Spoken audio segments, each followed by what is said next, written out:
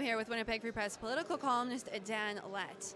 Dan, any big surprises in there? That announcement that the NHL is returning, of course, contingent upon a number of things, including 13,000 season tickets. Well, I think this was the least surprising surprise that we've had in some time. I think we knew that a team was going to be coming back to Winnipeg. We've known for a couple of weeks. I think there certainly is a lot of debate about the 13,000 ticket threshold. I think it makes perfect sense for the NHL to go. We're not a new market. We're a pre-existing market. We lost our team. There's a price for losing a team, and that is, you do have to kind of show people that you've got the money. Show me the money. We've got to show them the money. So I think that's a reasonable thing.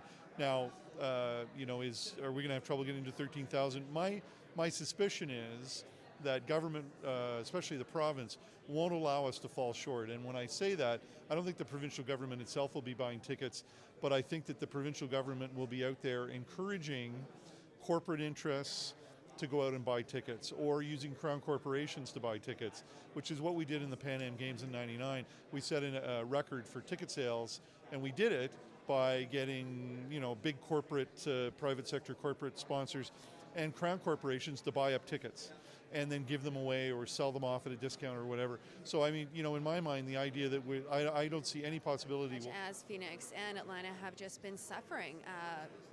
Obviously this ticket drive is a part of trying to prevent something like that happening, but is there... This is that the government taxpayer contribution to this whole thing happened 8 years ago when the federal provincial governments put $40 million into the project. Okay, well that was a big debate, and there was a lot of people that were upset about it, but they did it, and now the building itself has become a success. Government taxpayers are no longer have any exposure on this thing, and this is a completely 180-degree different structure than it was when the Jets were in town. What do you figure this could do for the rest of the economy, for not just the businesses selling merchandise, but even the hotels and the whole hospitality and entertainment world in Winnipeg? Well, the tangible benefits are actually really hard to identify. Nobody thinks that a single professional sports team is a catalyst for a whole bunch of economic activity. The goes up as well.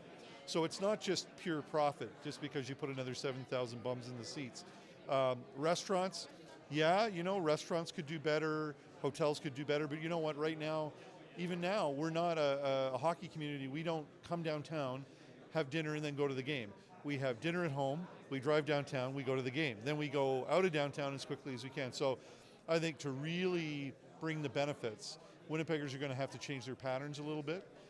So now the intangibles. Arguably, this is one big step in that direction. Absolutely. The intangibles, though, are the ones that I think people are most focused on now. Being a city with major league sports makes you a major league city. You get more exposure. As somebody said to me the other day, just the idea that every week, a couple of times a week, somebody's going to turn on their TV, they're going to see a skyline shot of Winnipeg, blah, blah, blahs, whatever they're going to be called, are playing the New Jersey Devils live from Winnipeg. Well, these things are intangible benefits, but they are net benefits, and those are the things I think people want.